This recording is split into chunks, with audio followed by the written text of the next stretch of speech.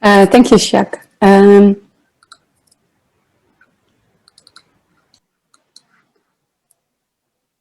Yeah, so thank you. As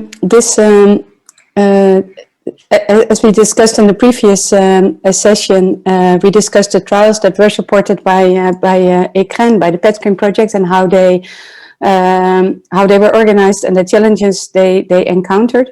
In this part of the PedCRIN project, several tools were developed to support the design and the setup of trials.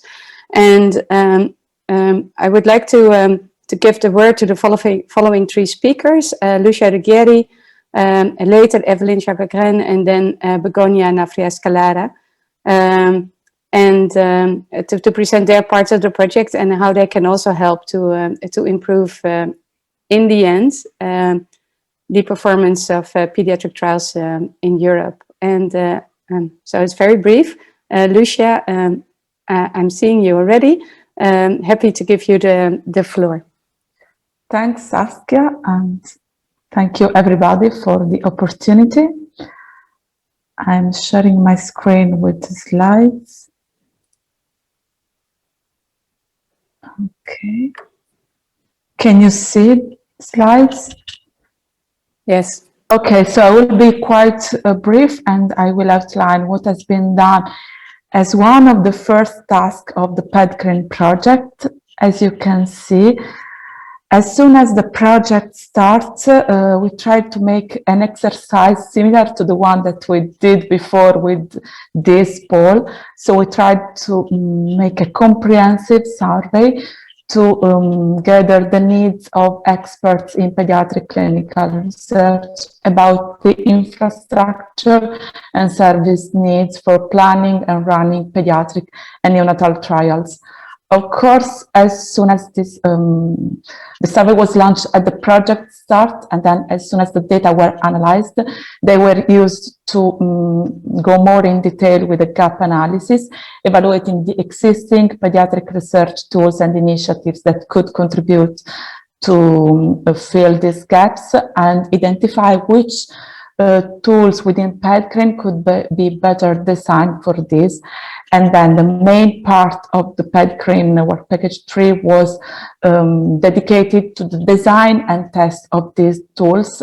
This will be explained later by Evelyn.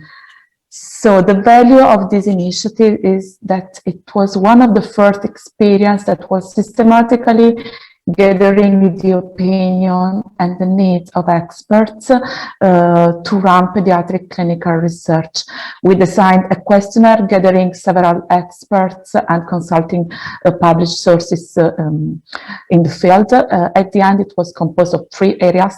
Of course, the first one quite general to get information from respondents about their background. Then we asked about the experience in pediatric clinical research to be sure that we were involving people directly managing pediatric or neonatal trials. And then the core of the questionnaire was the perceived needs. So we identified a series of activities and we asked them to which extent they would need support for a pediatric research infrastructure. You will find full details of these initiatives in the published paper that's been recently published, and you will find the full questionnaire there. Here are the 6 areas that have been identified with a total of 29 items. Of course, most of them are similar to the ones that were proposed in the initial tools and refer to scientific and methodological expertise to run trials, collaboration and support for clinical trial startup and running, the regulatory expertise, so managing all the regulatory and ethical aspects of pediatric and neonatal clinical trials, then pharmacovigilance in pediatric trials, conduct according to compliance, good clinical practice, and all the other applicable pediatric guidelines and recommendation. As last aspects, they were asked about their need for support on more general training.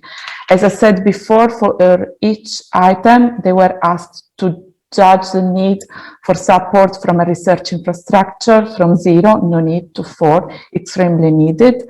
And we reached more than 600 members of the European healthcare scientific community involved in pediatric clinical trials. We addressed scientific societies, but also regulatory agencies at national levels, experts at PDCO levels, national networks, specialty networks, IMPRIMA networks. So at the end, we built this quite comprehensive list of experts. From a technical point of view, the survey was run online, as you can imagine. It was open for a short period of time because, as I said before, it was useful to set the scene for the PedCRIN survey, for the PedCRIN project run, and of course the tool design.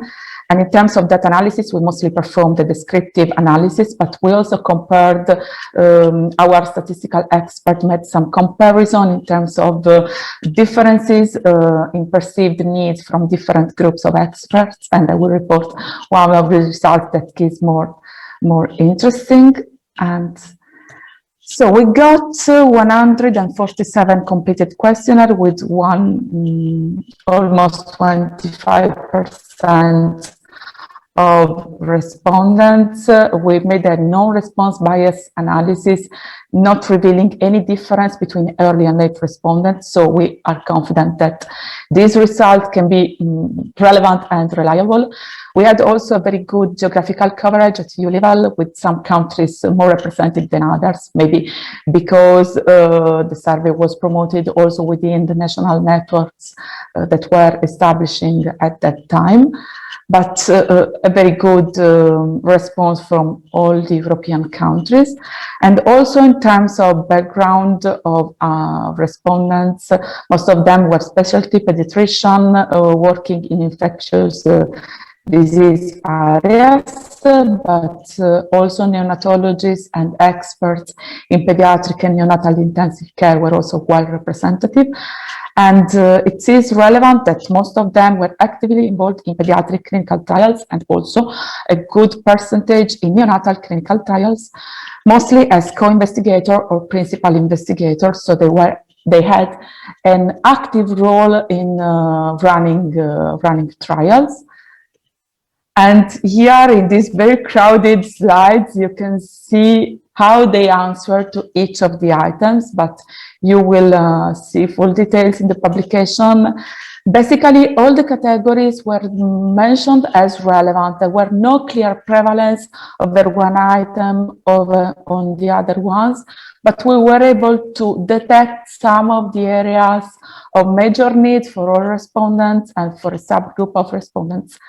As you can see here, more than 100 of respondents agreed that we need support from a research infrastructure, for structured services, for the application of innovative study design in pediatric and neonatal trials, the identification of relevant calls for funding, and also the application to this call for funding, and more general, the design of protocols for pediatric interventional clinical trials. So we made a comparison between the respondents from institutions adhering to national networks for pediatric clinical research over the others, and we found that for some of the items the needs were significantly higher. So we can suppose that these networks at national level can fulfill some of the gaps, some of the needs expressed by researchers. Here, it's a part from the paper I mentioned before. There are some of the areas for which they reported a higher need, and they mostly refer to regulatory expertise, pharmacovigilance, and training. But basically, the needs have been expressed for all the areas. So it's a relevant aspect could be investigated more. For the PedCRIN project, these results were useful to highlight areas of main gaps, of course, as scientific and methodological aspects, funding availability, as you can imagine, but also the capacity to identify calls and have the time and the expertise to apply to calls, pharmacovigilance, and support on ethical and regulatory matters. And this is an aspect that I have seen it emerged before from the poll. And basically, as the next step, as soon as the results of this survey were analyzed, a gap analysis has been developed to identify the contribution of PedCRIN to cover these gaps, but also other existing initiatives at EU level that could address these gaps. And it's also relevant for PedCRIN to establish a collaboration and joint efforts. Here are the more technical aspects on how this gap analysis has been run. Firstly, gaps have been classified from higher to the lowest, even if all the areas were mentioned, of course, as areas of high need. An analysis, a search, a comprehensive search, both from literature and internet, have been done to identify the existing initiatives, and future actions and steps have been identified. Here you can see a preliminary table of this gap analysis for several of the areas, identifying, of course, how PedCRIN could contribute to each of them, and what other initiatives at the European level could be relevant. Basically, PedCRIN has developed, following this experience, a series of tools that will be presented just after and are publicly available, and has also established a series of services and also pilot studies that have been mentioned before. So it's quite relevant, the contribution that PedCRIN could give. And of course, this can be run in conjunction, in liaison with other ongoing initiatives to offer valid instruments for clinical centers to run pediatric and neonatal clinical research. But considering that, of course, the performance of clinical trials requires lots of expertise beyond the clinical expertise and the clinical aspects. Of course, this high need from experts and very qualified experts, as we have seen, suggests that any structured support that might be given from research infrastructure is, of course, expected to be welcome. And of course, this was done at the beginning of the PedCRIN project. We know that in the last 4 years, lots of initiatives have been established and are growing up to support pediatric clinical trials. So this result could confirm that these initiatives were expected, will be useful, and will be used from experts. At this link, you will find more details on all the results that have been presented here, but also the gap analysis and the tools that derived later. And it's all for this. Thank you.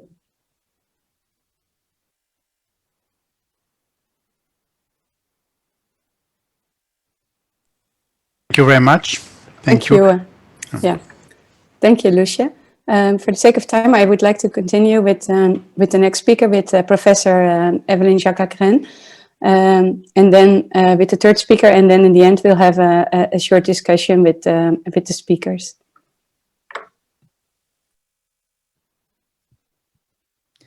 Thank you, Saskia.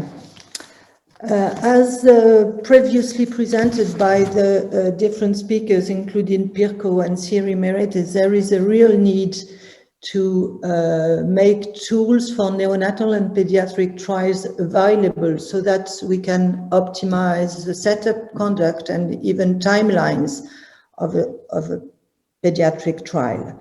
And this work in work package 3 was conducted by the team in Italy, Donato Bonifaci and colleagues, and by Beat and myself at INSERM and Assistance Publique. So the objectives of this work package 3 was to develop these tools specific for pediatric and neonatal trials.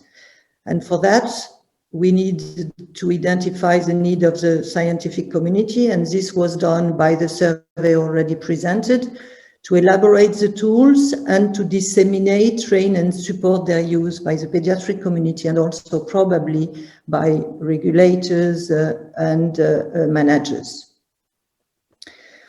So one of the reasons why we need this tool is that the pediatric population, including neonates, are really very heterogeneous in terms of age and disease, and this has a major impact in both drug design and conduct. Because trials are needed to evaluate drug efficacy and safety, but they are very limited and, as previously underlined, for many technical and ethical reasons. Marketing authorization are also limited. They are sometimes, and I may say very often, delayed. They are sometimes partial for some pediatric age and not others. And they are imperfect in terms of evaluation primarily of risk and adverse drug reactions. And as a result, drugs are used off-label. They are used according to scientific guidelines that may differ between countries. So what we need is to conduct pharmacokinetic study, to have efficacy and safety data available, to have analytical technique adapted to pediatrics, to use adapted methodology, respect ethics, and follow regulatory requirements. And what we know is that all these trials are frequently multicenter, they are multinationals, and in such a case, we really need standard procedures, standard tools to be followed everywhere. So we already discussed the survey. It was presented by the previous speaker. So the gap analysis identify the needs and decide the further step, and these steps were to select the more important tools that have to be worked on. So there were two different sets of tools, one specific to the neonatal population, to the setup and management of trials, and one dedicated more to pediatric and older age groups, also to the setup and management of these trials. So here are the tools for neonatal trials. They were grouped in two different sets. The first one relates to the setup of these trials, and we selected 5 topics, considering methodological aspect in the setup, the pharmacokinetic studies, how they have to be set up and organized. We proposed a tool dealing with patient-centered outcome measure, to the design and to ethics.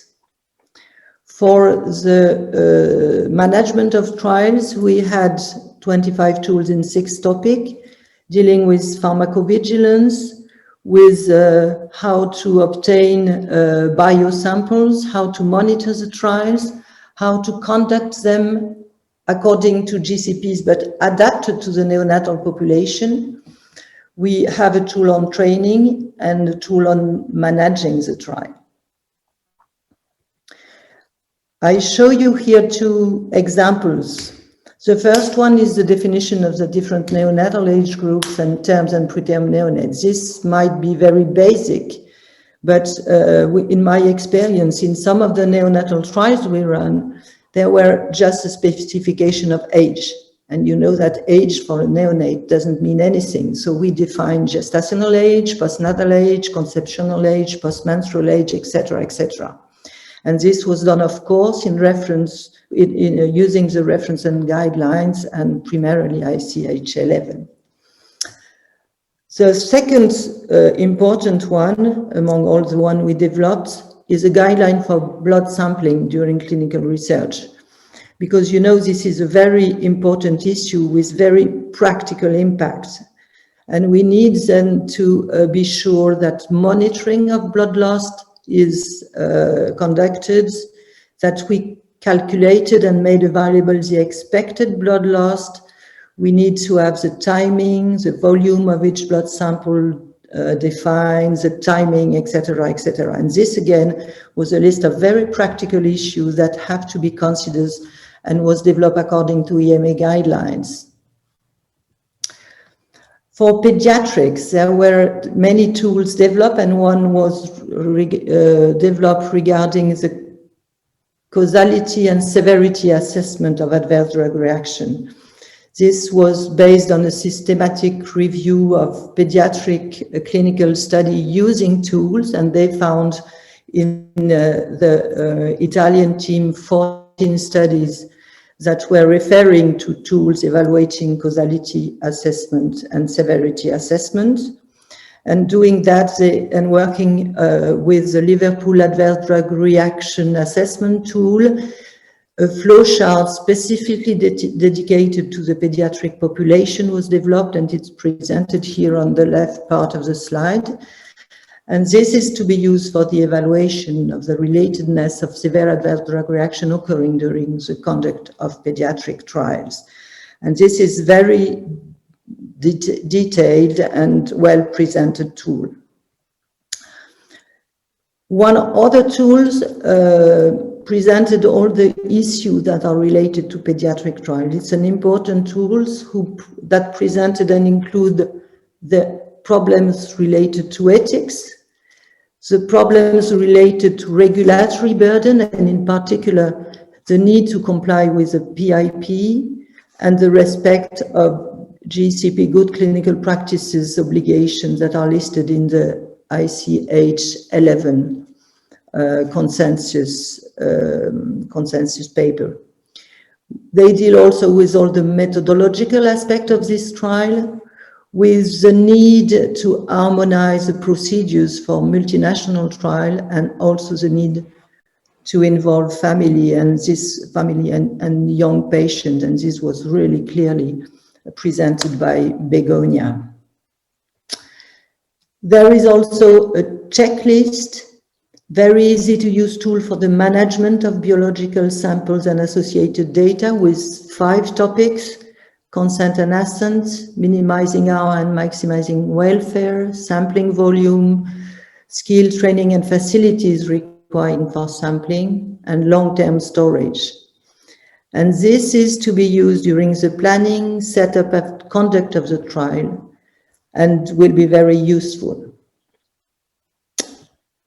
And at the end, what we discuss, and this is not completely finalized, is to try to identify the criteria for certification of neonatal pediatric clinical trial units.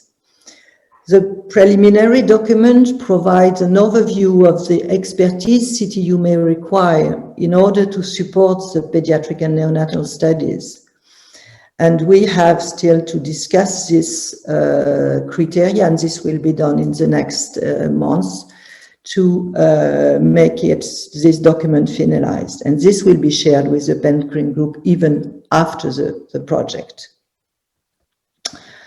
And at the end, we had 2 publications in our work, one on informed consent and one on the expert needs and perspective. And we have 4 papers in preparation that will be released in the next weeks or months regarding the gaps and the setting of neonatal trials and the causality assessment.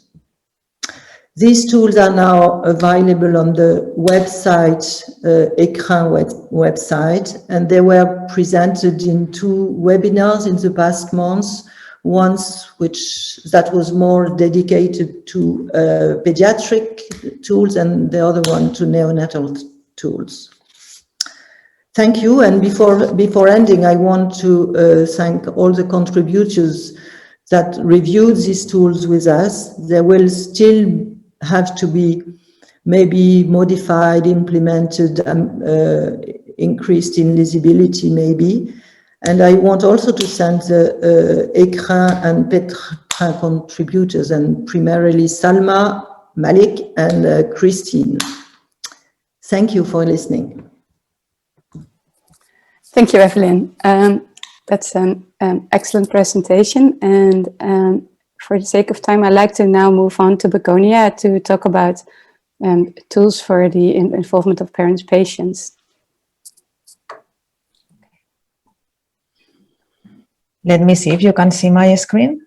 It's working? Yes. Perfect. Okay, I'm going to talk about the activities that we do that we did with the patients, also with parents, in collaboration with our colleagues of VSOP from the Netherlands. And also part of this process, it's summarizing the tools that afterwards I'm going to introduce. First of all, I want to mention, and I think that was very clear from the video that we shared previously, the patients and the parents are the reason of our work. And when you sit down with them and you discuss about the protocol design or any document addressed to the patients, you discover that there are many opportunities to improve our work and to make more friendly and more comfortable their participation in the study. This is the reason to involve the patients, and this is what we try to do with the activities done in the PedCRIN project. First of all, what we did was analyze the 3 clinical trials and see which is the best methodology to involve the patients. We discussed with our colleagues of VSOP that the cerebral palsy study was the one that could allow us to involve the YPACs, but also the patients and the parents. But for the other 2 studies, what we did was mainly work with the patients and the parents only, because we don't have in the YPACs patients with the conditions of these studies, and was considered something relevant in terms of the outcome of the feedback provided by the patients. In the case of the cerebral palsy study, we reviewed the patient information sheet and the informed consent, and many things were highlighted and included as recommendations for improvements. First of all, for example, the design, because kids are waiting to a friendly child design in any document that we address to them. They said that probably the content was very scientific or formal and not easy to be understood. In this sense, the YPACs in these activities provide this filter to be sure that the information is in general easy and friendly for the kids. Also, in this study, we have done a patient consultation, and the main conclusions was that the trial for this group of patients was very relevant. They saw the opportunity about this future treatment for the kids with this condition. They endorsed the randomization with placebo, that this was the design of this study. But when you ask about to give the consent, in this case, the perspective from the patients and the parents was not coincident, because, the parents have probably a more mid or long-term view, and they thought that probably a placebo is a risk or it's not a benefit in the study. And the last point was related to the outcome, related to the capacity to walk of the kids. The parents mainly were worried about the capability in the future, when the kids will be adults, about walking, and not obviously in terms of the time in which they are going to be part of the study. Said this, the 2 ways of involvement that we had in the project, that were the YPACs and the patients groups, have pros and cons or specific features. The YPACs, as you know, are groups that already are established. They are trained, are easy to access for the sponsors or the academia, because it's easy to identify where the groups are, and also we are working together in a network. They can provide this youth a specific point of view, but not the disease knowledge or expertise, and they can be involved in activities that require this general perspective to be a teenager. And from the patient groups, what we saw is that probably it's more complex or hard to organize. Something that we have seen is that anytime that you ask to a parent or to a kid to be involved in an activity, usually the answer is yes, because they saw the benefits. They are very highly motivated. They provide the disease knowledge. They can be also involved in a longitudinal perspective, because, as I said, it's not a question to involve once the patients and that's it. They can have different moments in which they can contribute in the trial activity. Obviously, involve them in the study design. It's very important, because it's where we can take a lot of decisions about the future study. And also, from the point of view of the patient's perspective, they can provide a very high value in most of the sections of the protocol. And something that we saw also is that in some cases, because we have this neonate trial, obviously it's not feasible to involve the patient, but always we can involve the parents or the caregivers.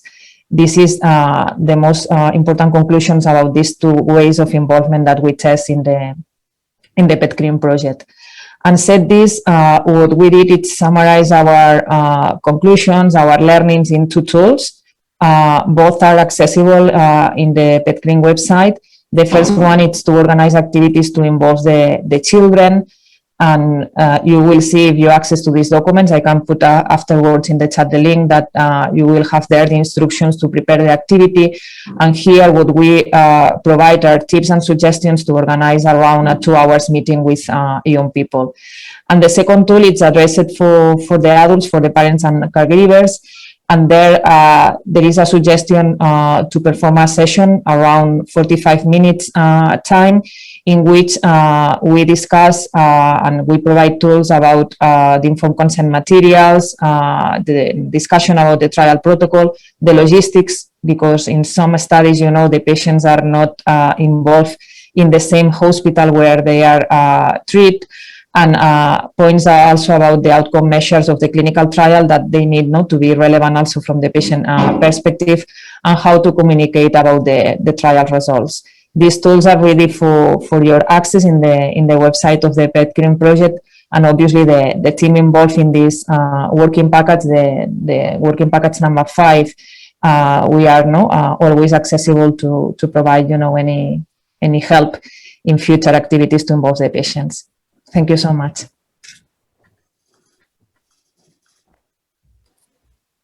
Thank you, Begonia. That's also very inspiring. We don't have a lot of time, and we're actually 3 minutes over the program, but I would like to give attendees the opportunity to ask questions. I don't see anything right now in the Q&A related to this session, and my own Q&A kind of drops.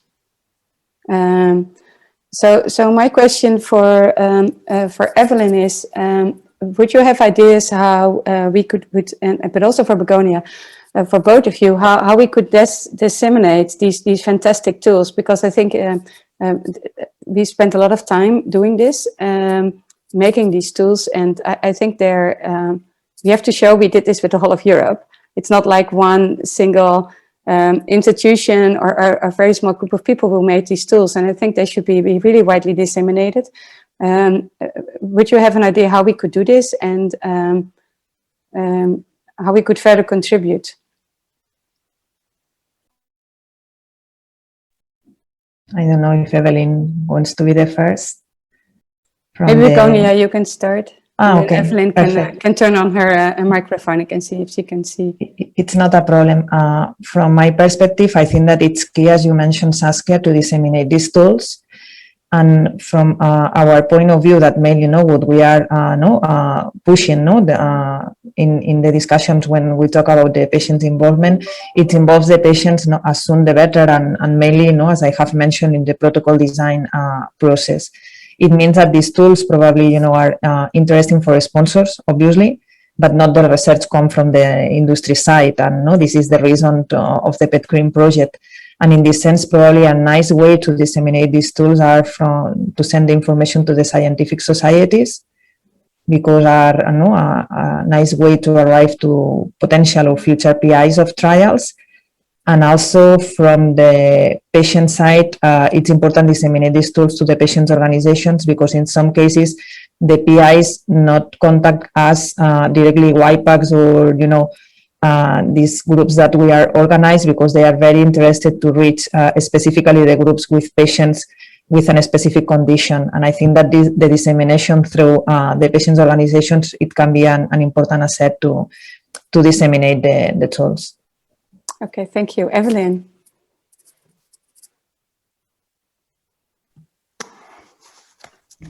Well, what I think is that these tools are very practical, and we need them to be used as they are, maybe modified or improved, but made available to the centers who include patient, and to all the structures that are involved in developing the tools, developing the trials and running them.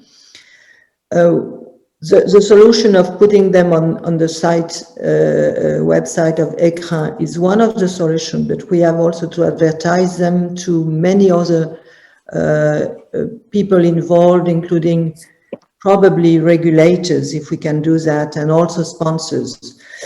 One other way was to publish them, but as you may imagine, they are not published as tools, but as a summary of these tools with reference to where they will be made available. So I don't know what will be decided and what can be organized between PedCRIN, PedCRIN, these tools, in fact, and C4C, if they will be made available to the national hubs and how this can be done. So this remains an open question, but in the meantime, what we are really planning is to make them available by scientific publications. Okay, so would it be an idea, but then I think the burden is upon you and the group in Barcelona together with PedCRIN, is to submit proposals for scientific, how do you say, scientific meetings like the European Association of Pediatrics, EAPS, or not so much maybe SPR or subspecialty groups, and that when there's like a symposium, you could rotate that symposium with like 2 or 3 speakers explaining about the tools and the implementation of the tools. I think that could be a way, but then someone needs to be aware of these meetings and that you can submit proposals and not wait for like abstract proposals, but really proposals for symposium. I'm just wondering if that because there might be interest. Yeah. Yes, I agree with that. I absolutely agree with that. I agree, Saskia. Yeah. We have to have somebody looking at all the meetings, ongoing meetings, and a specialized one, so that we can submit proposals. Yeah. So at the end, I will say a few words about the resources dedicated to the long-term maintenance and dissemination of resources within PedCRIN, because PedCRIN will come to an end. But this is a very critical issue. I think, yes, we have to disseminate through publication websites, through conferences, and I think we need your help, because we are not in direct contact with all the pediatric scientific societies, and we have to also to organize training. We have organized a series of webinars, and this is something that we have to promote and to renew. And also by using, meaning that the best demonstration for the usefulness of the tools is to use them. And how can we do that in national hubs, Saskia? Well, I'm thinking about 2 things. One is in C4C, we of course we chair the strategic feasibility advice, and we give advice to sponsors on study design. And this is relatively early on in the process, but nevertheless, I think. But then that's more up to Jacques and Mark to see if on the C4C website there it becomes more clear that you can use these tools. And I know there may be some political issues here, but also when we advise companies or sponsors on the design of the study, we could also point them to, okay, these are experts you can get, but also look at these tools when you start working on your pediatric trials. I think that could be one option. And the other one, but then there needs to be like a process or like a package that people know, like, for example, if I go to an ICU conference and I can submit proposals, I could think of a symposium proposal where 1 of 2 speakers or even 3 speakers could be included, but then I need to know who would be willing to do this, or if there is like a standard set of slides that could be used and that more people could use these this presentation to give at different meetings, because otherwise you may be extremely busy writing. As far as we are concerned, and I'm sure the Italian will think the same way, it's possible to develop a set of data with 1 or 2 examples and references to where we can find them,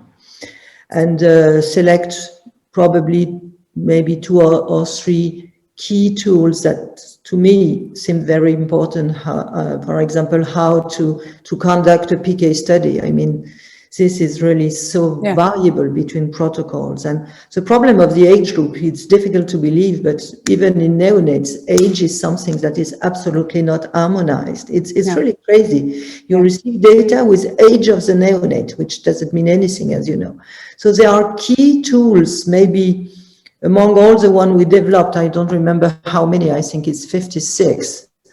I think that maybe 10 of them are really crucial, and everybody should look at them before trying to have a trial organized.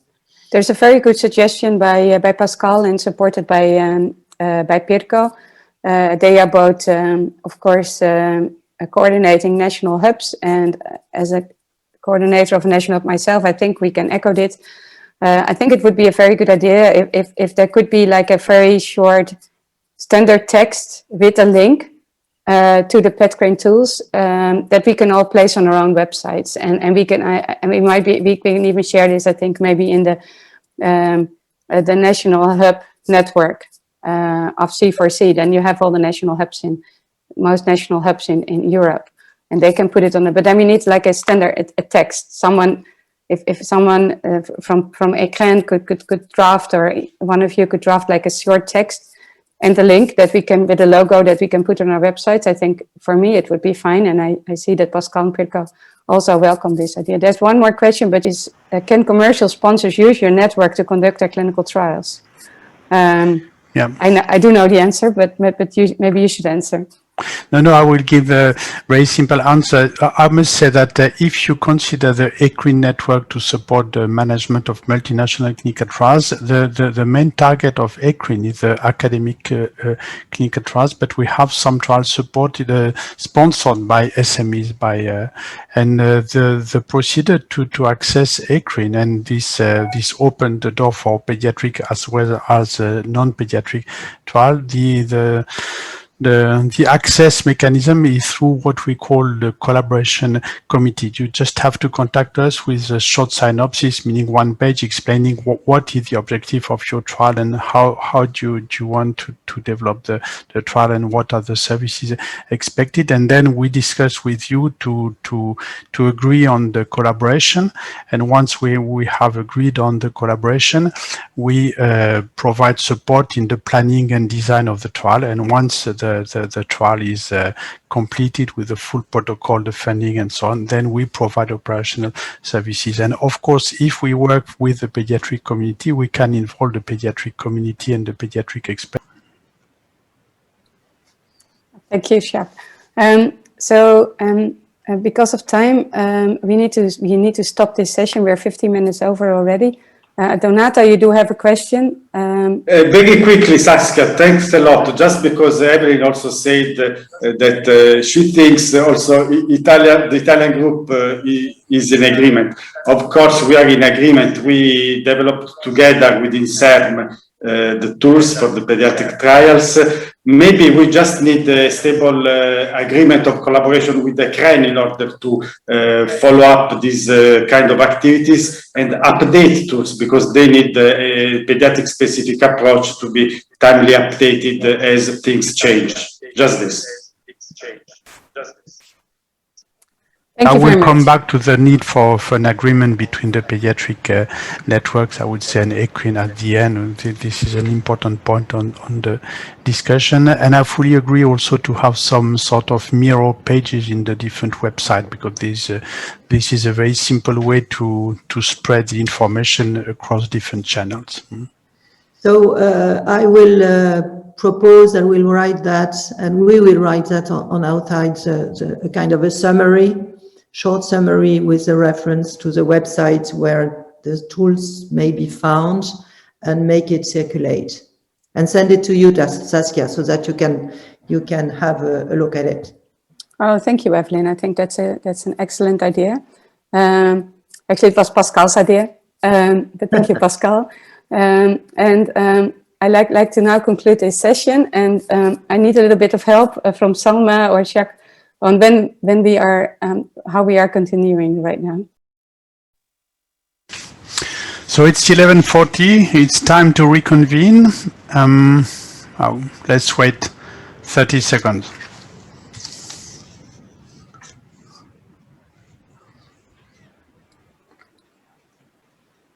Okay, 11:40. Yeah.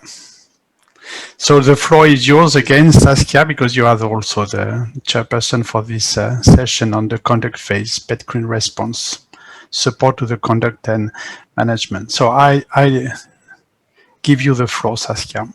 Yes, thank you, Jacques. This is not a session with presenting, but in this session, I would like to give the possibility to the different stakeholders in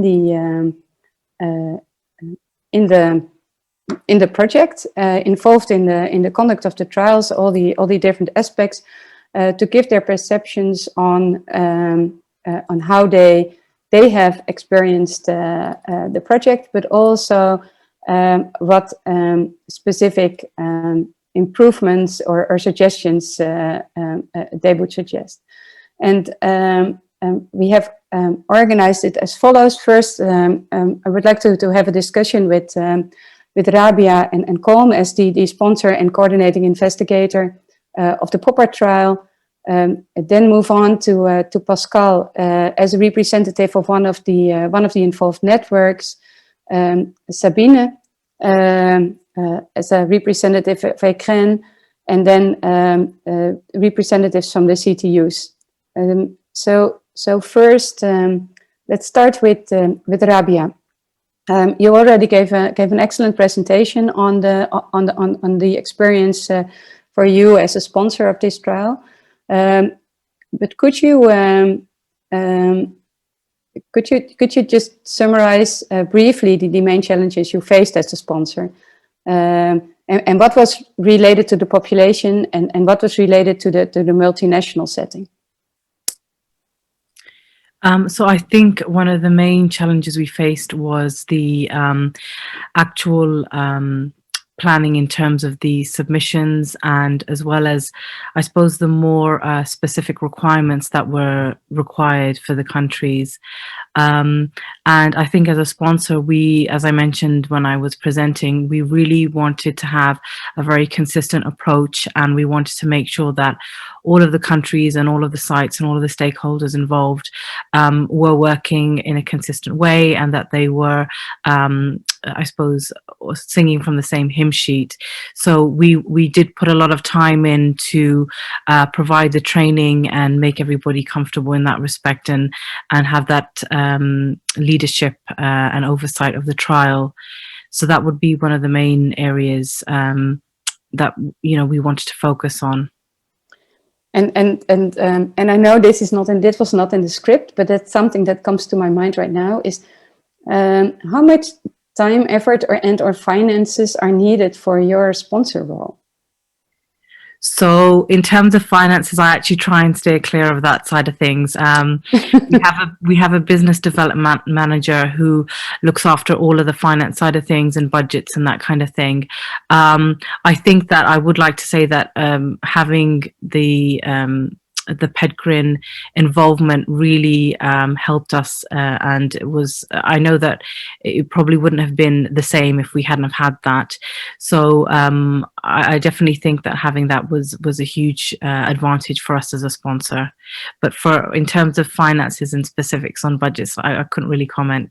No, that's okay. But when you think about your own time, did you do it by yourself, or did you do it with the team at your site?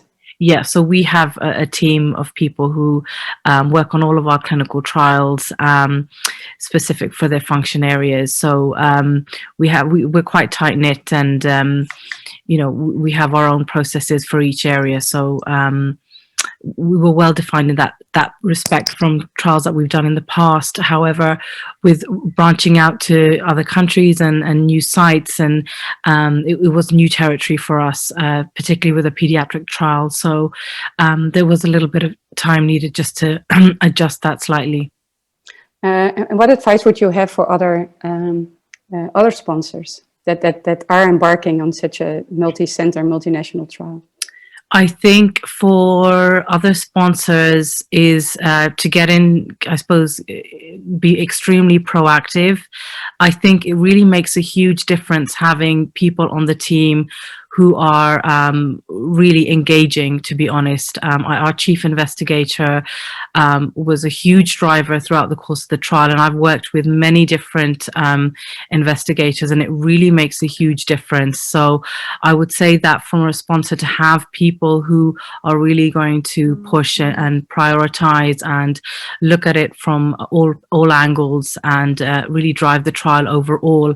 I think having good partnerships, especially with PedCRIN, has really helped us on an international perspective. And I think that working and collaborating with different parties is really going to help you, because we found that it's really provided support for us in future if we want to do future trials, and provided us with more of a network and more people that we can work with.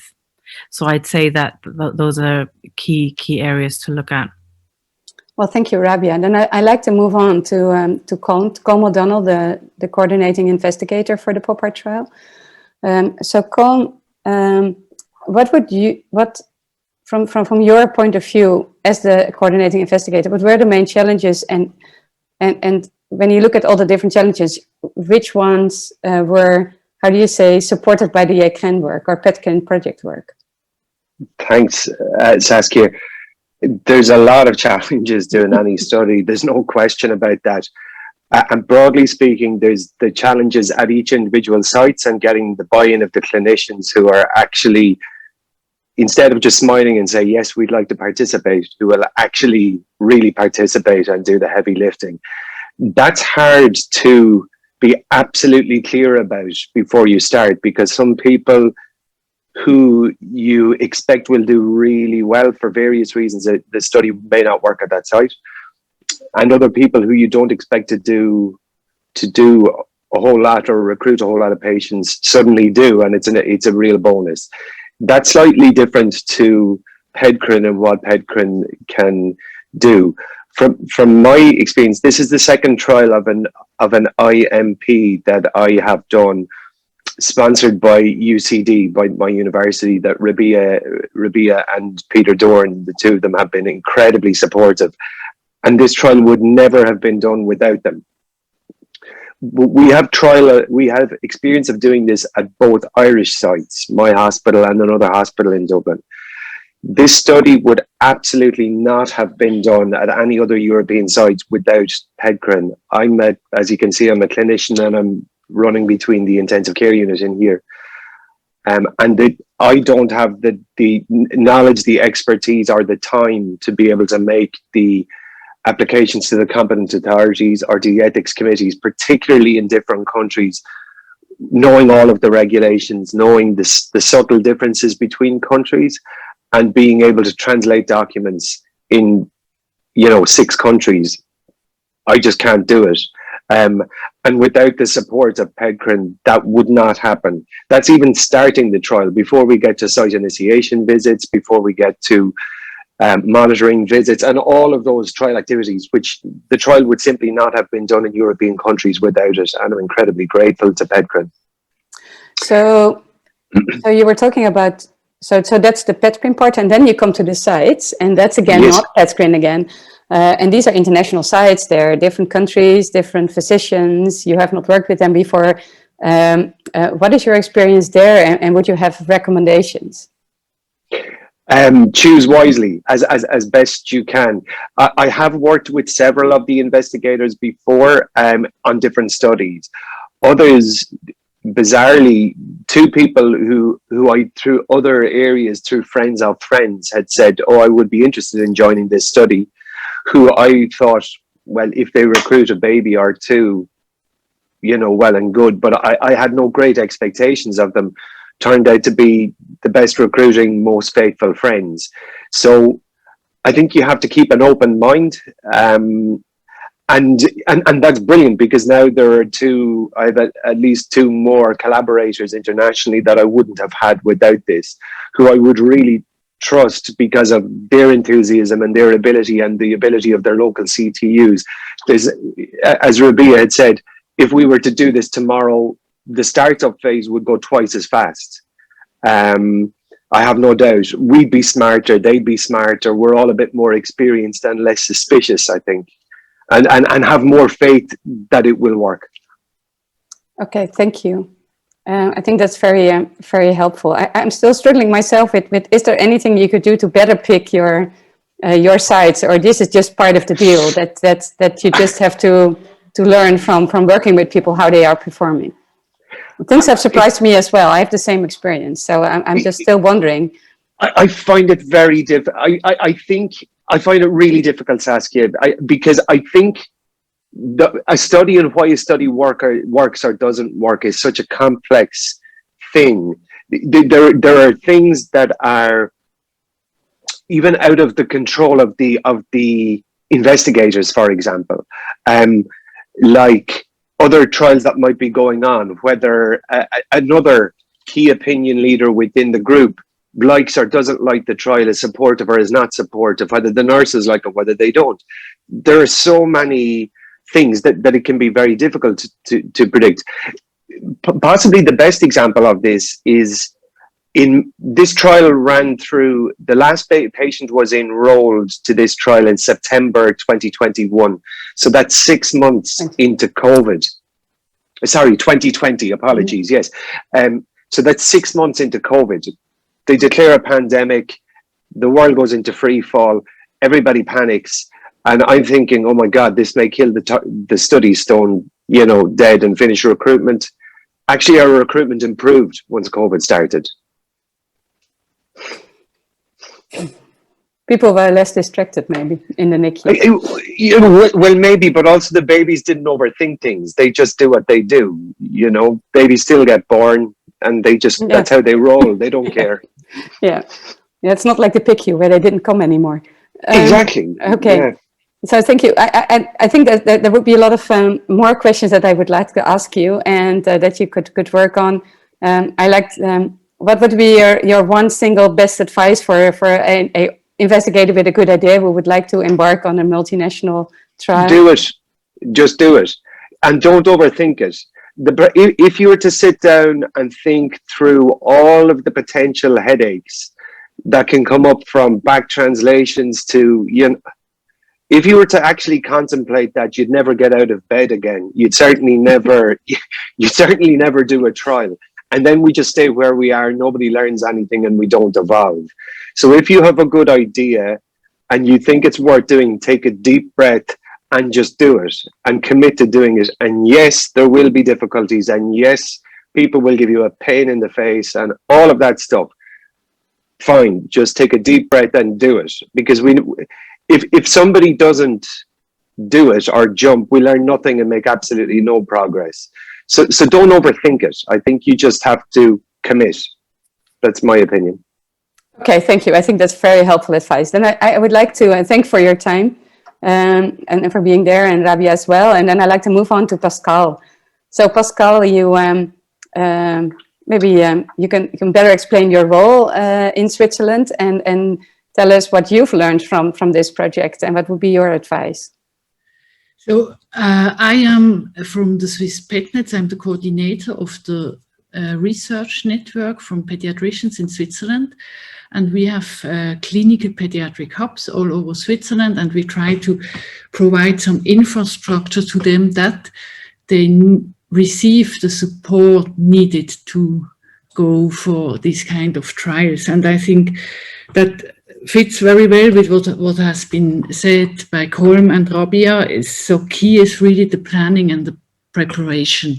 And we always have many study sites. So I think for any type of clinical trials, be it in pediatrics or in adult medicine, the entire process before study conduct and some processes during study conduct are the same. So we need to have experienced staff who handle like submission, clinical trial applications, who care for monitoring, etc. And I could observe that this part can take a lot of time and resources, and experience are missing. So in Switzerland, we did not take part in one of the PedCRIN studies, so unfortunately, but however, in Switzerland, we aim for a close collaboration with the clinical trial units of the adult medicine.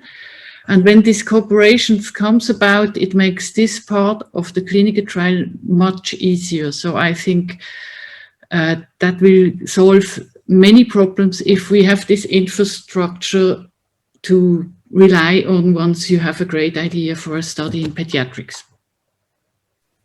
So Pascal, do I hear you that saying that because that's an interesting discussion as well, is that we should not aim for a specific pediatric trial infrastructure, although we do need some pediatric specific, I think, expertise, but really try to liaison with existing adult infrastructure as well.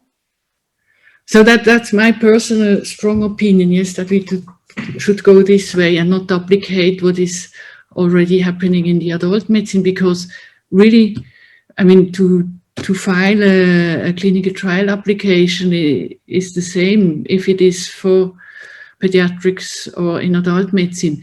There are some specificities, and there, of course, we need the expertise from the pediatrician and the pediatric study nurses and pediatric study coordinators. But the main part, and also monitoring pharmacovigilance, also with specificities. But I think we should collaborate with and profit from the huge know-how they have in adult medicine with all these.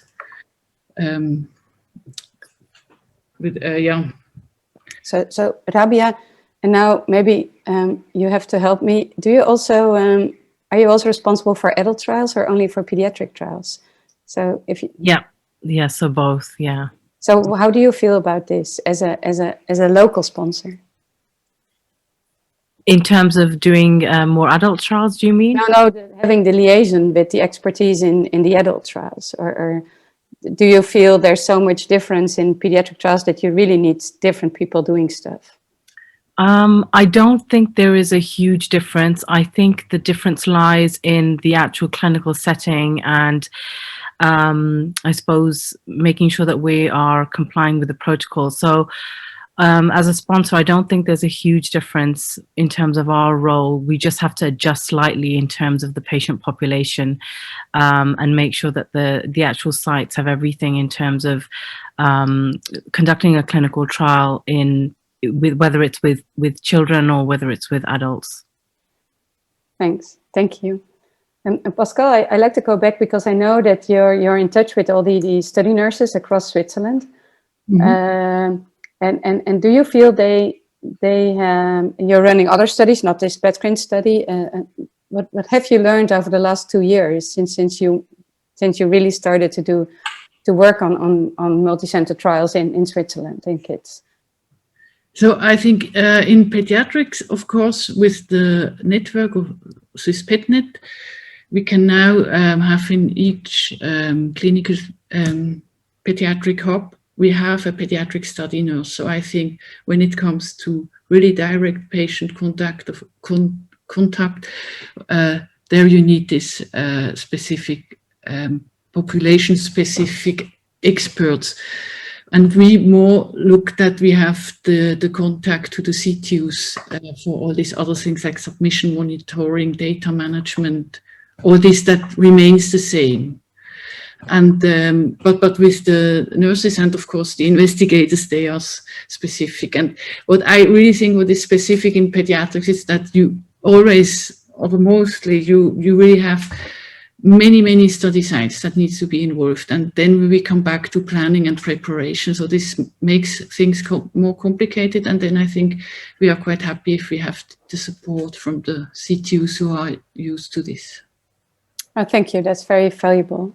That's very valuable. I think many countries are not organized this way, but I think in setting up and further expanding national networks, supporting trials, this could be a very helpful model and could also help pediatric departments to liaise with their trial organization from adult trials or with a very good specialty or specialty which has already organized a trial, how do you say, their whole trial infrastructure and not like invent the wheel themselves. I would like to move on to Sabine, who is from PedCRIN, and with your experience of implementing and managing multinational clinical trials, could you tell us what is important to assure GCP and regulatory compliance across all trial sites? And what added value seeing by using PedCRIN, and also what specific pediatric issues have you seen? Can you turn on your microphone?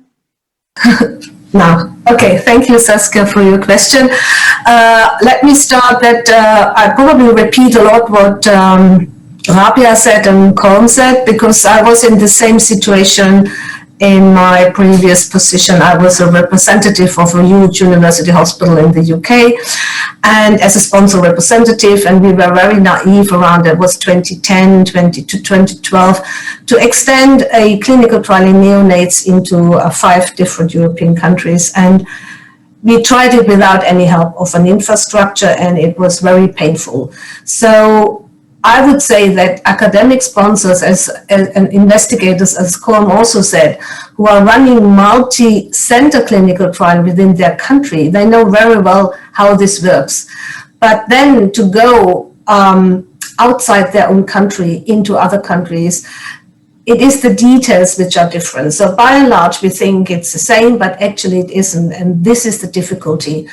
And in order to ensure sponsors that they, academic sponsors specifically, that they can run these trials in all these different countries, to ensure them that there can be GCP compliance with all the local requirements and constraints, a organization like PedCRIN or PedCRIN really is, I think, important, because as an investigator or as an academic sponsor who may run only one multinational trial or 2, they cannot get all this knowledge and experience. And therefore, I think if I would have known in 2010 about PedCRIN or something like that, probably it would have been a much better option to do so.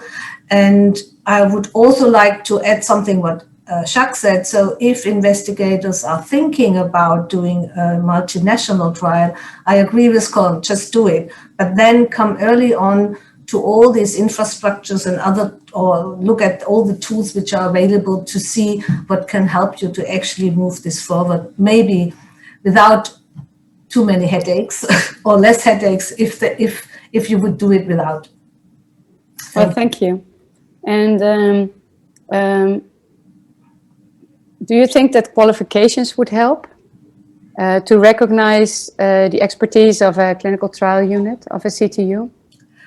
I would say that CTU, as also Pascal said, if it's a good established CTUs who have been running a lot of clinical trials, they have the basic knowledge and the important knowledge.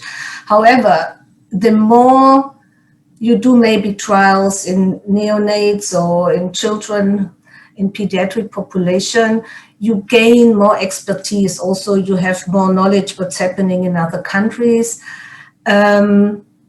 And from this point of view, if investigators then come with a protocol to them, they could actually tell them also about showstoppers. So having a sort of badge that the CTU is experienced in pediatrics, I think would be a good thing, because then you can target specifically these CTUs.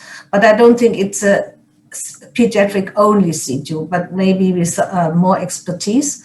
And they can help them to say, okay, if you go to Germany here, this is a problem with the ethic committees, with your problem, with your protocol. If you go to this country, it's not an issue, but in this country, maybe it is an issue. So that very early on, you adapt what you want to do to the countries you're going before you go to the ethics committees and may got rejections or questions.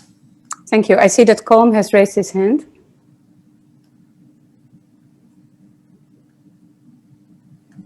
Yes, Saskia, I think when people think about the CTU and the function of the CTU in a pediatric study, I think we need to be very clear about what it is that we're talking about. The CTU in the Clinical Research Centre in UCD that Rabia works with, it deals predominantly with adult trials. And what they are used, their function is largely the regulatory affairs and of running the trial. Many pediatric trials, like what Pascal is talking about, are outpatient-based trials of children with rare diseases who may need to turn up for assessment to a clinical trials unit and perhaps for measurements or blood tests or so on and so forth.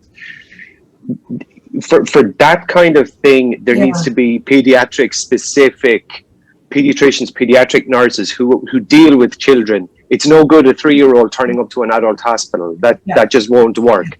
But the back of shop stuff, the isn't that appreciably different.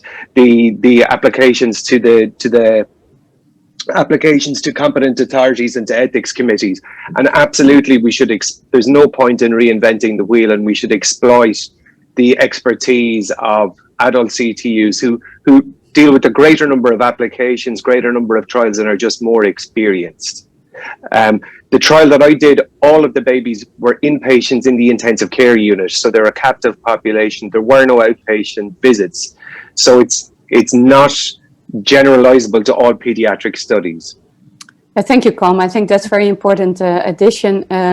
Also, Pirko and Pascal comment that when you go to the data to the research management part, as just discussed, that there are pediatric peculiarities. With informed consent, in the Netherlands we have a certain form, and you have to have done a couple of pediatric ones to know exactly what they want to know about the burden, etc., and how you deal with the law, etc. So having an adult CTU or adult trial unit filling in that form will get you into trouble. And I think we need to acknowledge both parts, the experience of the big stuff, but also someone pediatric who looks at this. So I see Mark, who raised his hand, and I just want to add something to what Colm was saying. So this is a very important, I think, point what you said, because we have a lot of big hospitals which have clinical research facilities. This is for outpatients to come in to actually who are on a clinical trial. And these facilities really need to be adapted to the needs and the perception for children. So if you have a specific research facility where you get children, what Colm said, with rare diseases, and they need to come into hospital, let's say, to do the assessment for a trial, it needs to be a very dedicated environment with pediatric nurses and so forth. That's for sure. And to talk about the clinical trials units again, I mean, it is very clear that, of course, if you need the expertise on what was mentioned before, it's not just the age groups, it's how you take consent. In different countries, the age of consent is different. Also in different countries and cultures, the question to sensible topics like contraceptions, you know, when you go into in the age group of 14, 15, 16, is a problem. So of course you need this expertise. I mean, that's not a question. I think that the term CTU may be confusing, as the PedCRIN work is really research management. It's everything outside of what happens in the hospital. And then the conduct of the trials, what happens in the hospital. And you need to separate these two tasks. Mark, I give you the word, and Jacques, I apologize, I will be late again. I'm very sorry, I may have missed some of the conversation, but I just want to emphasize what Colm and Sabine and Saskia were saying, that what the trial units do is different from what happens at sites. And as well as having ECRIN and PedCRIN, we need to have an effective way of bringing the sites up to specific standards, of giving the sites support across all portfolios, industry and academic, so the sites are ready for sponsors or ECRIN to come and work with them. And we'll talk about that a bit later on, but it's just important to have that distinction in mind. The research network is just as important as the research infrastructure. They're both necessary, but neither is sufficient. Thank you. Okay. Yeah. So for this my last part, and I know I think I'm stretching the time. I would like to give Christina and Katrina the word, and you have to fight who can start. No, I'm joking. Because you're from the PedCRIN CTU, and the PedCRIN CTU, for those less familiar, is a site is a unit. Let's call it a unit in a country, specific for one country, that supports the research management to get the trials through RABs, approved by an RAB, and also helps with the monitoring and the pharmacovigilance, and not the trial actually doing the inclusion of the patients, etc. So clear about this. But this, I think, was one of your first pediatric trial experiences in this PedCRIN project, and I'd like to know how you have experienced this, what challenges you ran into, and what suggestions you have for improvement. Yeah, hello Saskia, hello everybody. Within PedCRIN project, the Czech Republic was involved in a POPA trial, and previously we had a few more pediatric trials, but POPA was first of neonatologic trial. And to be honest, I think it was already all the obstacles was already mentioned, because for us, or from our perspective, I think it was, as Rabia said, the most challenging issue was the setting up of agreements with the hospitals, actually. And in this issue, it was the regular and active communication with coordinating CTU, with Rabia, and also Colm and Madeline. They were very helpful, and this was very crucial, and led to a better planning of individual activities, and it really facilitated the setup phase. So for me to understand, so these issues about the contracts, Yeah. did you have the big hurdles with like the clinicians in these sites, or with the other people at the sites, the people who need to approve or did you feel that the sites were not that well organized, so it was hard to get the right people to look at documents and approve them? Yeah, actually, it was with the lawyers, definitely the most obstacles. They had because every hospital has specific requirements, and even though we worked with them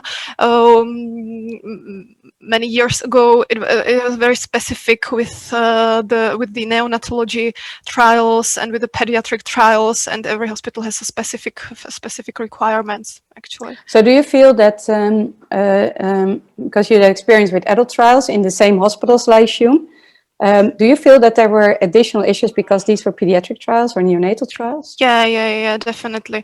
The main. Why? Well, it's quite difficult. I think the thing in the hospitals, it's they. If I remember, one hospitals wanted to have a bilingual contracts, which previously didn't really want. Yeah, Katka, do you remember some more? Yeah, that was a problem with the translation of the contract, and it was really one specific hospital where the problems with the contract was, and really we reached the contract finally at the end of the patient enrollment. So they couldn't participate finally at this trial, because the enrollment was already finished. So it was a really long time to communicate the contract with this hospital. So that was the real case from the study, and the bad one, unfortunately. But there were another hospitals where this trial could work, or they can participate, and they could enroll patient.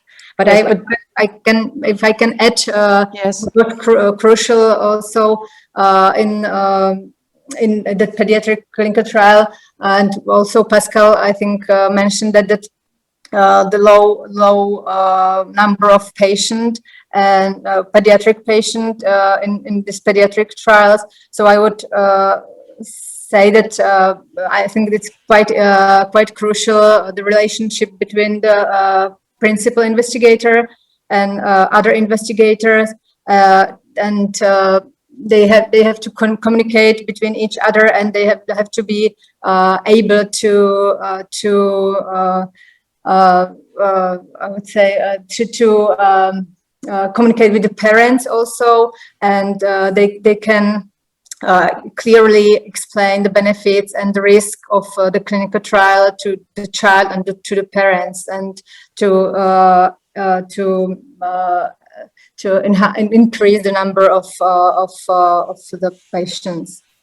Yeah, so you say that there's also a big role for the local investigator, so not for the yes, people, for local. For the local. Yes. I think that's in my experience has always been a big roadblock as well, and that has also been mentioned, like what Com just said, that even if one person in a unit says they want to participate, there may be someone else in that unit that may be against it. Or nurses that don't like the trial, etc., or that person may be too busy, or there's the support of the nurses is not as optimal as you want it to be, and this was more or less a 24/7 trial, which also complicates things.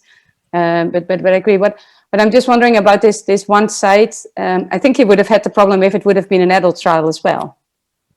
Yeah, for sure. Yeah, it was not so it's more a general problem where things that were discussed earlier. Harmonized contracts across Europe would really help. I don't see them happening right yet, but that would indeed would really help these procedures. Com, you wanted to say something? Yeah, it's really tricky. The amount of work, my heart went out to and goes out to Katerina and Christina when the amount of work that you put in to get a study up and running in one site like it's heartbreaking. It's heartbreaking for them. It's heartbreaking for everybody, and it's very difficult to predict up front. There are certain things that can be that the back of house stuff that the research infrastructure around it is absolutely crucial, as Mark points out, to make things work. Unfortunately, I'm not sure how this translates. You can bring a horse to water, but you can't make them drink. That if you don't have committed PI at site, it's a total waste of time, of everybody's time, which is really painful. I found the whole thing fascinating because at each individual site, I could talk for hours, and I'm sorry I won't, but at each individual site, there are always, at any given site, there is someone who can slow down the whole process. And as Christina said, in several sites, it was the lawyers, passing bits of paper over and back, moving a comma here and there, and it takes months, and that's really hard. That stuff we can and should work on. Something that I've also thought about more generally, it's not maybe it's something that PedCRIN or ECRIN or everybody can deal with, is informed consent forms. They're absolutely terrible. I see this now because I'm on the... I need to interrupt you. Yeah, I'm sorry, because I get a message. We need to stop. I think the informed consent forms, I think a lot of people are working on this. It's a big issue. Not even... I think we have a similar discussion in the Netherlands, but I think it's a bit out of. We go a bit too much into detail. I would really like to thank all of you for all your work over the last years for the project, and it's amazing how far we got, and I think we learned a lot. And thank you also for the preparations for this this part of the session and this session, and thank you for your input and honest sharing of your experience. And I'll hand over back to Jacques. Thank you very much, Saskia. Thank you to all the panelists for this very vivid and lively discussion.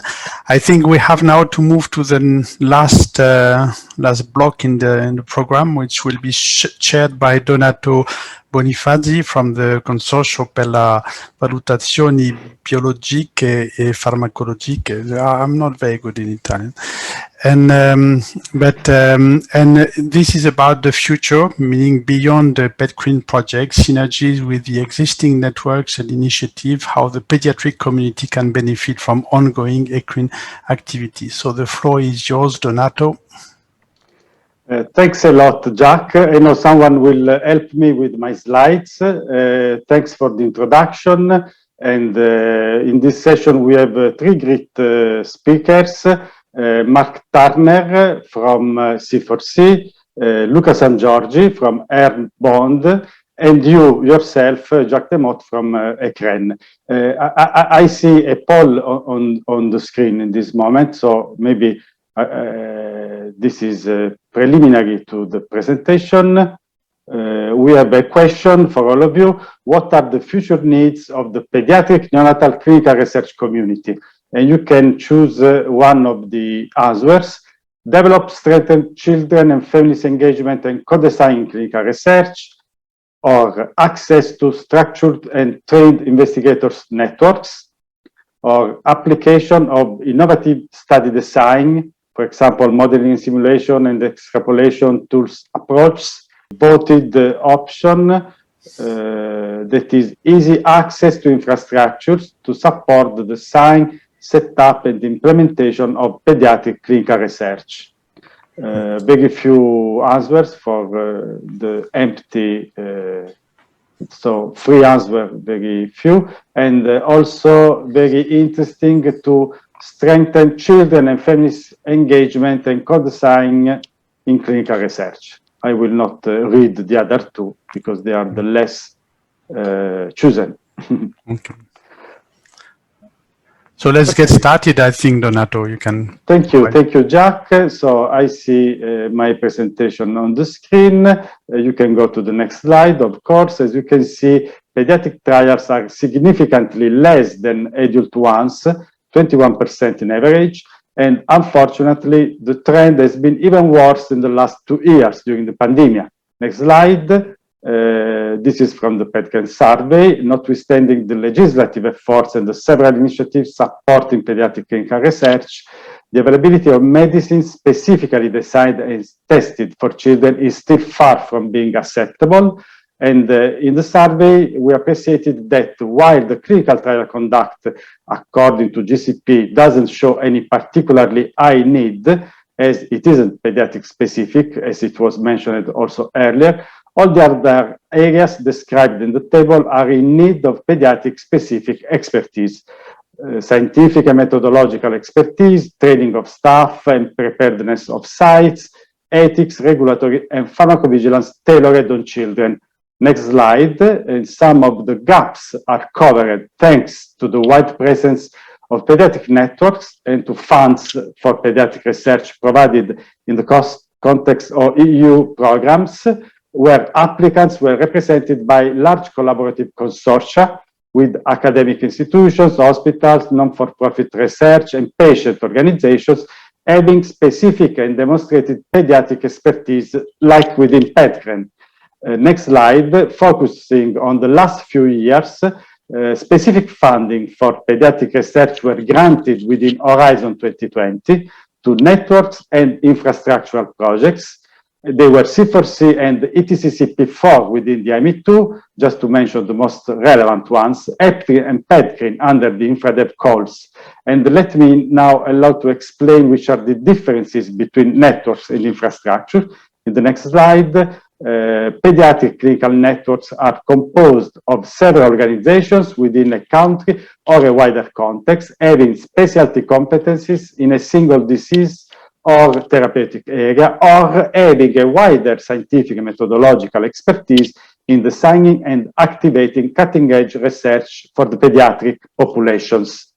While pediatric research infrastructures are defined as pan-European distributed research facilities and expertise that provide structural and long-term resources and services for the pediatric scientific communities to foster innovation and perform pediatric research. In the next slides, you can appreciate some of the features from networks, and performing clinical trials in the pediatric populations is difficult, you know, because of logistic, methodological, financial, and ethical issues. But the networks like C4C have the potential of significantly improving success in performing pediatric clinical trials in a timely and effective manner, as it was highlighted again by the PedCRIN survey, conducted in collaboration with the TEDI network. Within EMPREMA, you can find over 50 pediatric networks available for collaboration. So this is very relevant for all the pediatric community. But in the next slide, you can also see that performing trials cannot guarantee availability of pediatric medicines for all the diseases which affect children's health, unless it is also increased basic research on pediatric and rare diseases, juvenile animal models and studies, pediatric biosamples and biomarkers availability, developmental pharmacology, age-tailored formulations. Therefore, structural and stable support is needed to strengthen research capacities, optimize the use of resources, and facilitate a permanent knowledge translation from drug discovery to the clinical phases in a pediatric specific setting. It is shown in the EPCRI concept design. It is the next slide, so you can also go directly to the next one. In the next one, I have highlighted some of the take-home messages that were shared after the workshop organized by the European Commission very recently. So some of the take-home messages were a strategic agenda is needed to support pediatric drug development, exploiting synergies with rare diseases field. Pediatrics should be integral to the development of each medicine and not be an add-on to development in adults. Pediatric clinical trial support can be delivered through a global research infrastructures approach, including building on expertise networks, and there is a lack of preclinical research in pediatrics. Next slide. I think we have a great opportunity now. It seems that the way to enhance pediatric research is having a global approach and defining a strategic agenda. The great chance to achieve this goal is offered by Horizon Europe, the new framework program for research in the EU. We have to follow the pillar 1 to gain support for pediatric infrastructures, and the pillar 2 with the cluster health, and look for dedicated calls which could enable pediatric medicines development. And within Horizon Europe, the pediatric community can benefit, of course, again, from the ECRN activities that will be focused on pediatric clinical research, following the good examples of both PedCRIN and the European Joint Programme on Rare Diseases, where ECRN is leading the Work Package 20, aimed at accelerating the validation, use, and development of innovative methodologies tailored for clinical trials in rare diseases, which, as you know, affect mainly children. Next slide, and the last one. In addition, within Horizon Europe, we have also research partnerships, which represent an innovative tool foreseen in the first strategic plan for Horizon Europe. And I think, and this is my last comment, that our common goal will be from now on to create a European public-private partnership for children's health. So thanks a lot. I would like now to leave the ground to Mark Turner, the C4C coordinator, with his presentation. Thank you. Please, Mark.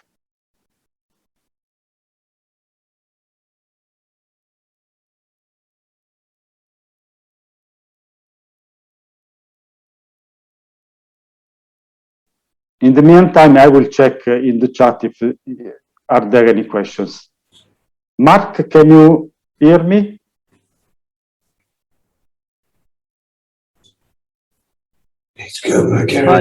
Sorry, can you hear me? Yes, now we can hear you, Mark. Yes, yeah, please. Sorry, I had a communication issue. Great. Not a problem. So, thank you very much, Donato. Thank you very much to Jacques and Christina, and particularly Salma, for fantastic work over the years with this this network. Could we show some slides, please? Thank you very much. So C4C is a group of distributed research facilities and expertise based on sites rather than clinical trials units, and we provide structural and long-term resources and services for the pediatric scientific community to foster innovation and perform pediatric research by improving the way that sites work together and with sponsors. It's a public-private partnership that existed for 3 years now and runs for another 3 years. And then we're looking to extend that through a sustainable legal entity. Next slide, please. So just to show where C4C fits into this, each of these blue blocks is a study. On the left hand of the slide is preclinical work or foundational work or drug development work. And on the right hand side, part of the slide is clinical work, study design, study setup, and study conduct. And we've been talking a lot about that this morning. And there are a number of groups that work in this space, and each group needs to establish its core business, what is unique to that group, and then discuss where the boundary issues are, because there's always going to be some overlap. And some of that overlap is good, some of that overlap needs to be minimized. But the next slide shows where C4C fits into this. I'm sorry, this was a build-up to make it less confusing, but the green arrows are the work, the targeted work, specific activities that C4C takes as a group of sites and experts to promote innovation and improve study conduct. The first point is giving advice on strategic feasibility, what we call working on study concepts, and Saskia leads that with a college of over 300 experts, clinical methodology, and families and patients. And then protocol optimization. So the pediatric investigation plan or academic equivalents can be commented on by C4C. And then the individual protocols can be checked. Do you have the right scanners to do the study? Some very targeted questions before the protocol is finalized. And then once the protocol has been finalized, then we find potential sites. And what we find for industry is that we increase the number of sites they're aware of by about 25–30%, which hopefully then feeds into more sites that are going to be effective. And then there's detailed site feasibility. Can this site do this protocol? And then working from a pediatric perspective about the site's views on contract submissions and so on, which complements the CTU view. And you do need both to be effective. And then during studies, the national hubs and the sites are able to work together with a sponsor to overcome those problems that sometimes sponsors and sites have difficulty with. And the key element here is the application of pediatric clinical expertise to the processes and information. Yes, most of this is generic. Most of it can be done by anybody, but adapting this to the pediatric specificities does need pediatricians, pediatric nurses, pediatric pharmacists, and so on. So the distributed research elements of this are experts, national hubs and sites, and the red area indicates which part of the work of C4C each of these components contributes to. So the experts contribute to study concept and a little bit of protocol optimization. The sites come in at protocol optimization and then more and more as a study is implemented, and the national hubs coordinate things. So it's always good to have one coordination for each national jurisdiction. And the common themes to all of this work are quality, implementing a quality framework to make sure that studies are done effectively, that data is reliable, both within the study, but also about feasibility and about the quality of advice, education within the project consortium, also outside, looking to influence ethics committees, looking to influence people who negotiate about contracts, and data standards, which do have a specific clinical input that's needed to make sure any definitions are valid in the pediatric population. So this is the work of C4C, building on sites and experts that I think is separate but interlinking with what the CTUs are doing. And I think we need both, and they have different styles of working. So it's something to discuss in the future. Next slide. So as I say, C4C will transition into a new legal entity in 2024. This will give us increased flexibility to move beyond our grant agreement towards working with contracts and so on. We've learned a lot of lessons that will influence the form and function of the new organization, and we have a big emphasis on global interoperability. So in the US, there are similar networks based around sites and coordination that we're talking with. Canada, New Zealand, Australia, Japan, we're working with those high-income countries, and a focus on the pediatric specificities for both industry and non-industry, academic, but also family groups and the foundations that are pushing drug development in some areas based around family needs. And our sustainability work is well developed. Next slide, please. So we value the discussions that we've had with PedCRIN and many other partners, and we need to continue these discussions to clarify our scope and our ways of working. And so we do need a forum to have these discussions. And then PRIMA is the sort of ultimate forum, but we probably need more operational fora as well. We need to share access to our people, to our institutions, to our processes, so that when there's a handover from one group to another group, then that can run smoothly. And we need to collaborate across our capabilities, but then respect the unique projects, unique roles that each group has. Next slide. So some hot topics are shown here. For example, during trial preparation, during trial setup, how can we apply these pediatric specificities to generic processes? When to bring in that pediatric expertise? We've heard about planning. So I hear that means that the earlier you bring in the topic-specific expertise, the better. So adult CTUs will benefit from working with pediatric experts and sites as soon as possible. Another hot topic is how national funders see this work, taking account of their national needs and what's on offer and what exists already. So in some countries, for example, the PedCRIN national correspondent is the same institution as the C4C national hub. In other countries, they're completely different, and for historical reasons are not going to merge. So those are discussions that we need to have across these groups, but also in a coordinated way with national funders. And then there are other funders, philanthropy, industry, the commission, as Donato has said, and we need to have a coordinated way of talking to these people. We need constructive synergies that respect the fact we're doing different things, but also recognize there's going to be some duplication sometimes, which is helpful, other duplication, which is unhelpful. And for me, we'll have to accept that some countries work in one way, other countries work in another way. And so we'll have to have what you might call a variable geometry, but we need to face the outside world with one single point of contact for clinical work.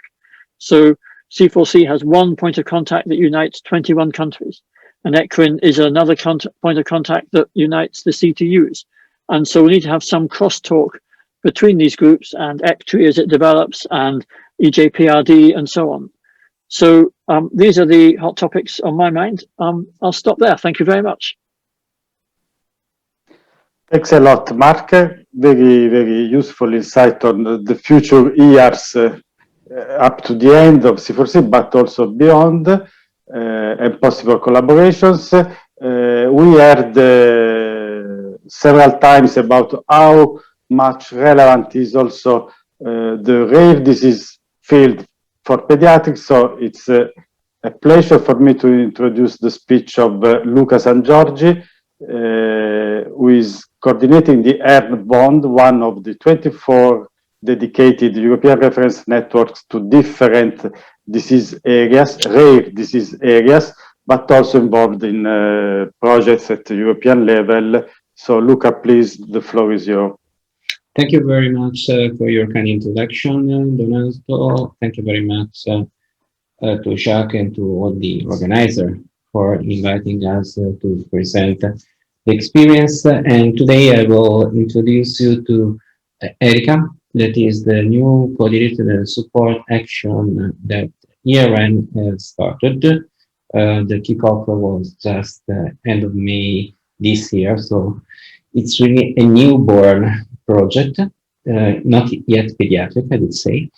And we are now, if I can have the second slide, we are now starting from slides that were derived from a survey that was run from AGPs RDs, specifically from Pillar 2, and that was presented a couple of years ago in May in Rome.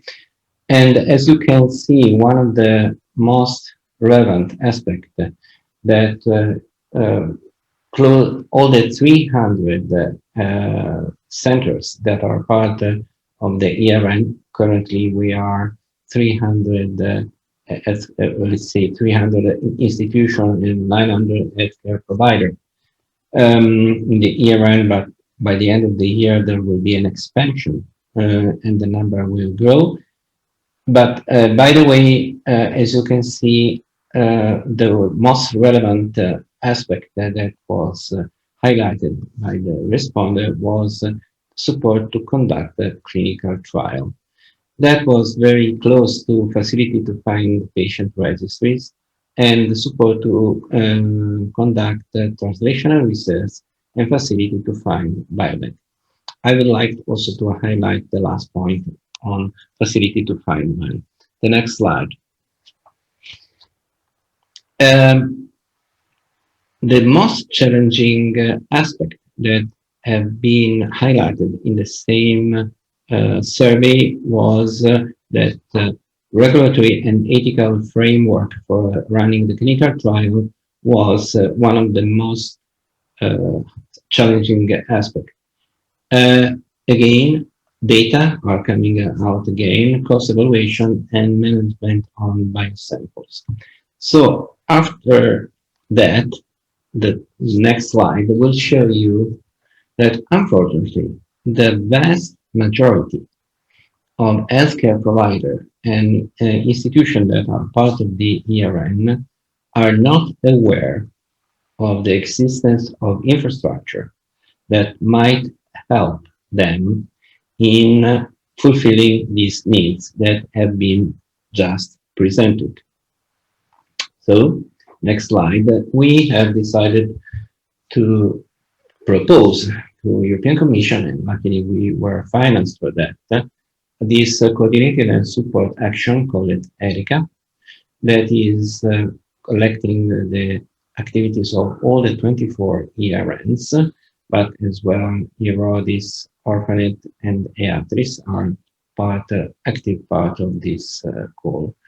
And this would like to link the research infrastructure that are present in Europe, or the rare disease consortia. This is again, we go back to AGPs, but we would like also to highlight the necessary connection with ERLIC.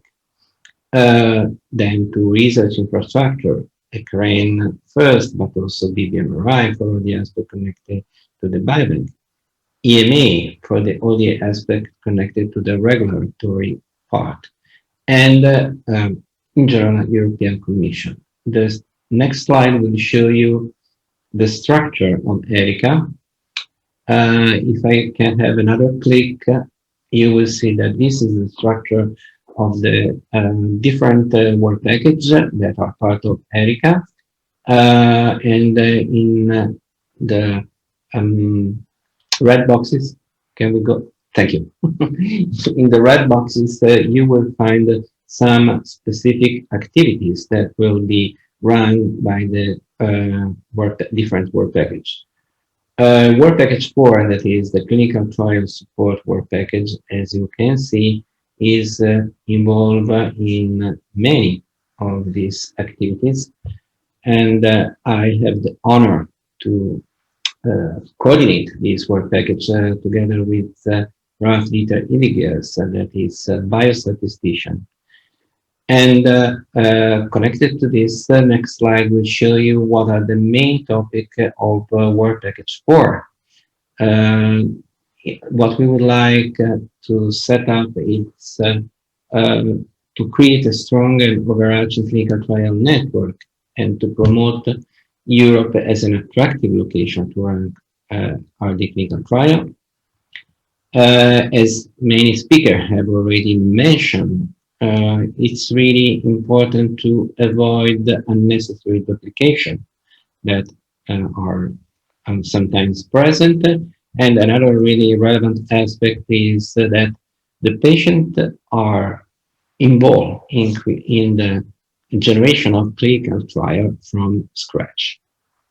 Next slide will show you some of the objectives that we would like to, let's say, run, and especially to foster the clinical trial research implementation, to increase the awareness among the ERN healthcare provider of the activities and opportunities that are present from different stakeholders, and to build a solid foundation for patient engagement.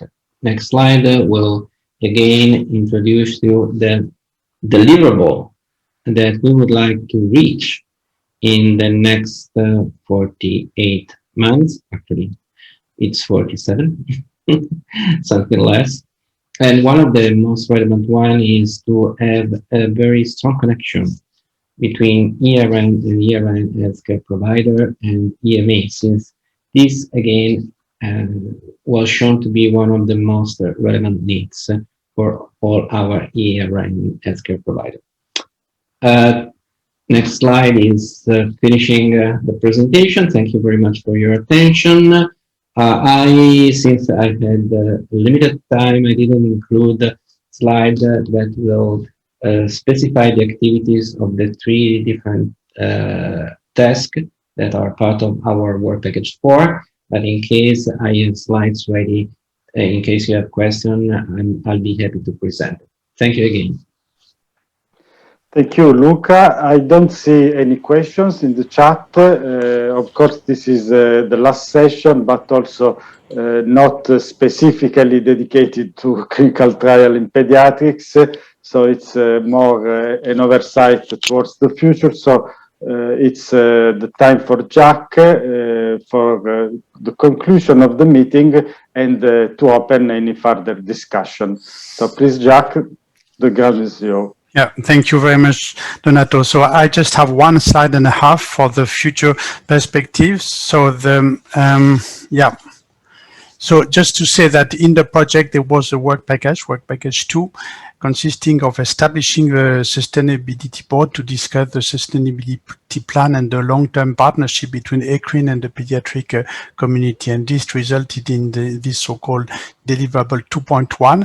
And in fact, there are 5 points in this important but very short deliverable. The first one is about the distribution of role in operational support to clinical trials and making it clear, as was said earlier by Mark and by the discussion with the panelists, trying to clarify the distinction between the support by PedCRIN or the sponsor in multinational trial, meaning the trial management task that include the coordination of activities performed by the CTUs versus the support to investigation capacity through the ERN for rare disease and the C4C project that provide the scientific content, that provide also the access to patient, and that provide the scientific expertise, the design, the support to investigator at site, which is very important, with clinical research facilities, with study nurse, and which include also the training.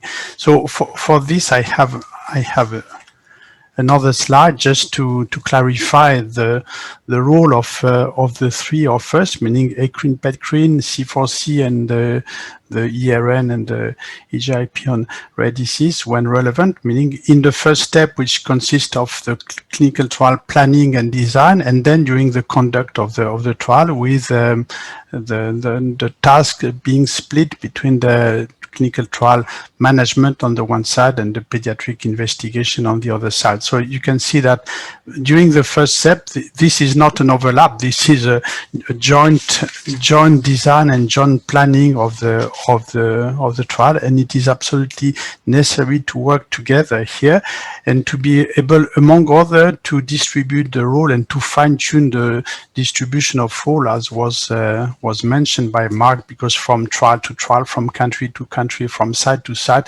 the distribution of role may vary a little bit. So it's important to agree here on the planning and distribution of role between the trial management task performed by ECRIN, PedCRIN, and the pediatric investigation support performed by C4C and ERNs.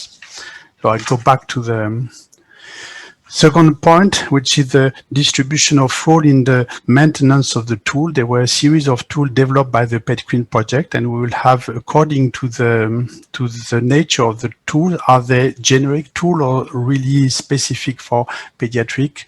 Depending on this, the maintenance of the tool will be distributed between the C4C project and the pediatric community and the ECRIN project. And there are also generic tools developed, for instance, by ECRIN in other projects, like, for instance, expertise in personalized medicine, expertise in platform trial. We were involved in a series of platform trials during the COVID crisis, and this is something that the pediatric community should benefit from.